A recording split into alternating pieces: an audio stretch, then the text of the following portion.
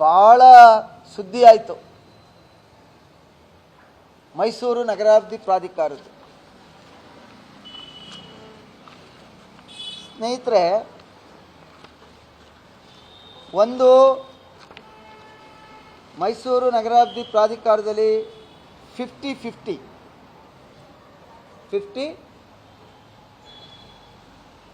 ಇದು ಹಿಂದೆ ಕರ್ನಾಟಕ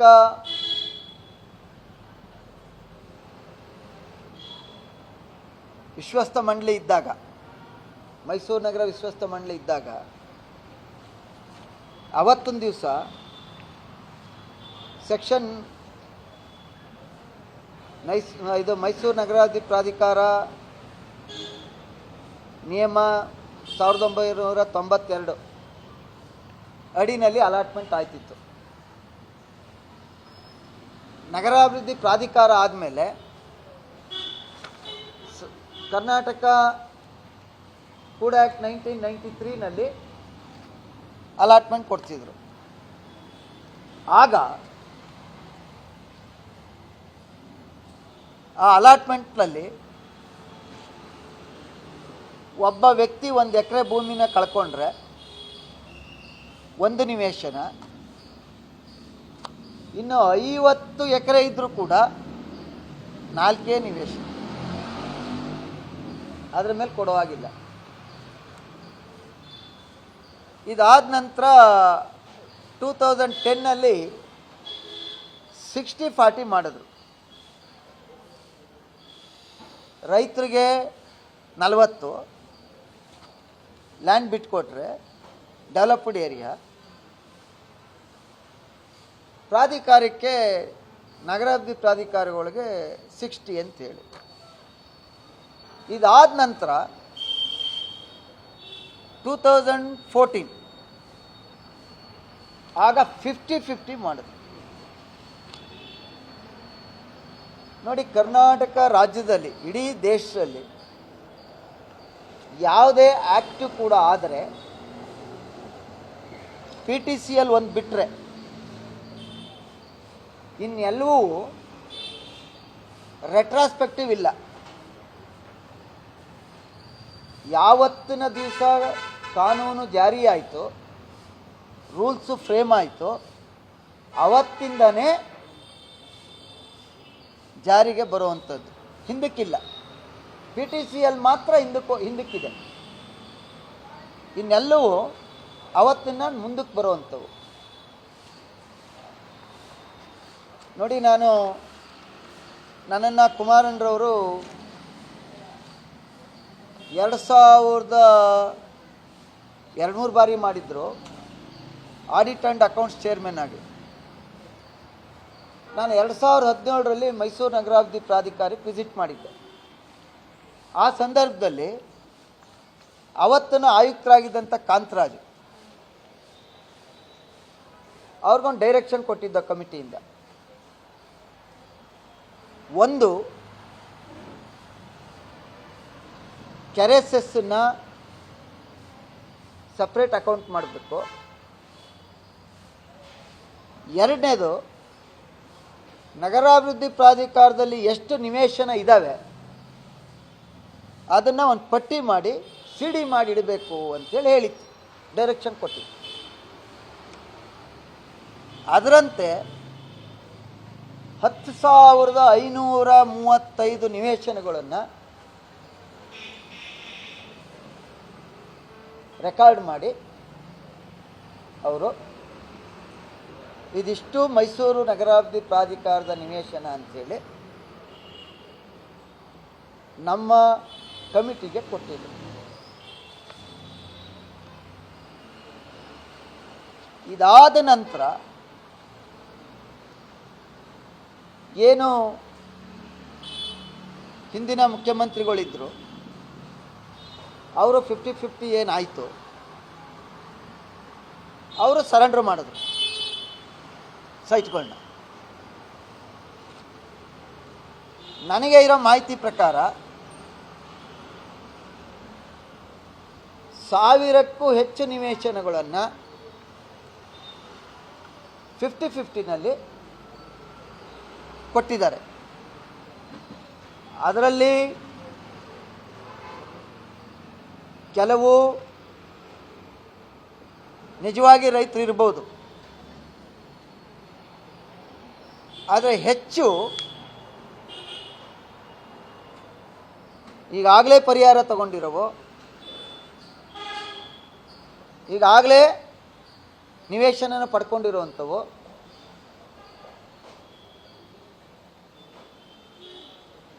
ಒಂದು ಕಡೆ ನೀರಾವರಿ ಇಲಾಖೆಯಲ್ಲಿ ಪರಿಹಾರ ತಗೊಂಡು ಪ್ರಾಧಿಕಾರಕ್ಕೇ ಭೂಸ್ವಾಧೀನ ಆಗದೆ ಉಪಯೋಗಿಸ್ಕೊಳ್ಳದೆ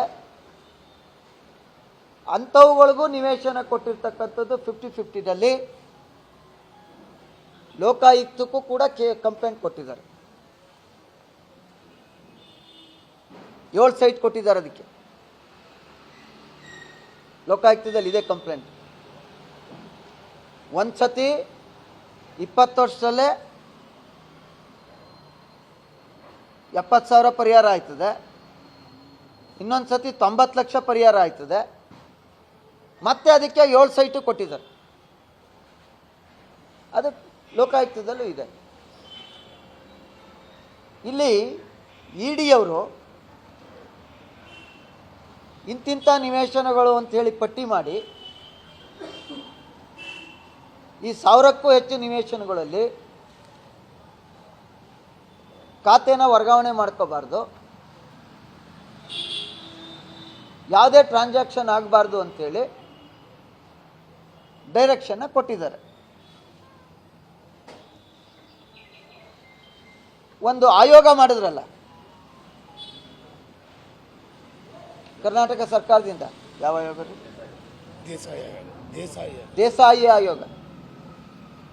ಅದರಲ್ಲಿ ವರದಿ ಕೊಟ್ಟಿದ್ದಾರೆ. ಯಾವುದೇ 50-50ಯ ನಿವೇಶನಗಳನ್ನು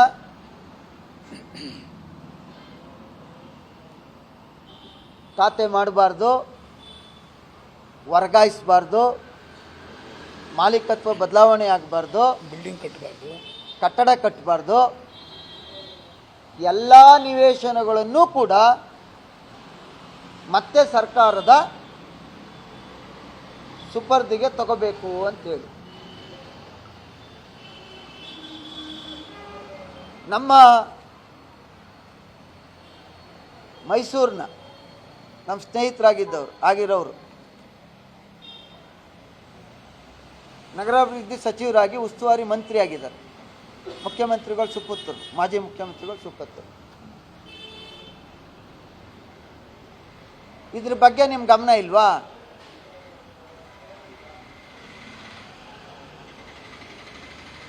ನಿಮ್ಮ ನಿವೇಶನನೇ ನೀವು ವಾಪಸ್ ಕೊಟ್ಟ ಮೇಲೆ ಇವ್ರ ವಿಚಾರವಾಗಿ ಯಾಕೆ ಚಕಾರ ಎತ್ತುತ್ತಾ ಇಲ್ಲ?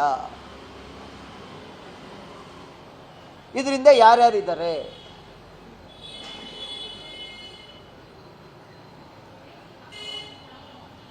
ಮಂಜೂರಾತಿ ಬೇರೆ ಬೇರೆಯವ್ರಿಗೆ ಆಗಿರ್ಬೋದು, ಆದರೆ ಇದರ ಫಲಾನುಭವಿಗಳು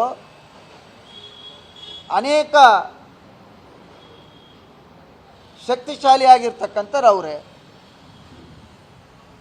ಅದಕ್ಕೋಸ್ಕರ ಸುಮ್ಮನಿದ್ದೀರಾ? ಆಯಿತು. ಇದು ಮೊನ್ನೆ ಒಂದು ಘಟನೆ ಆಯಿತು, ಕೇಸು ಎಲ್ಲ ನೋಡಿದೆ ನಿಮ್ಮ TV ಪೇಪರ್ಲೆಲ್ಲ. ಈ ರೀತಿ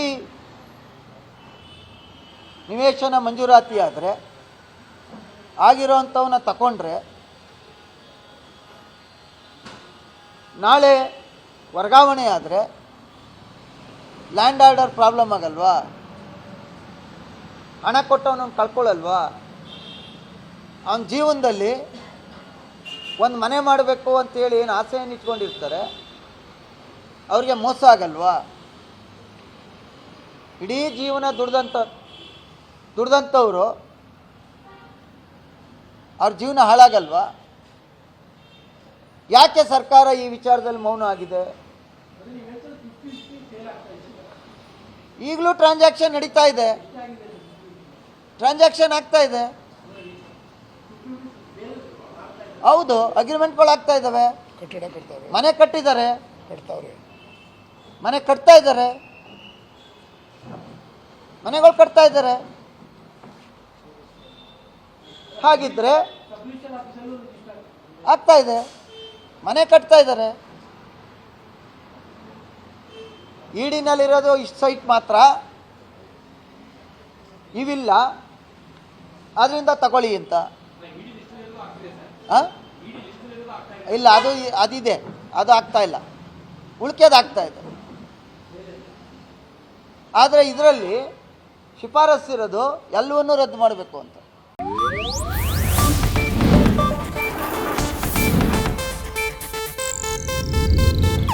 ಇದು ಏಷ್ಯಾನೆಟ್ ನ್ಯೂಸ್ ನೆಟ್ವರ್ಕ್ ಪ್ರಸ್ತುತಿ.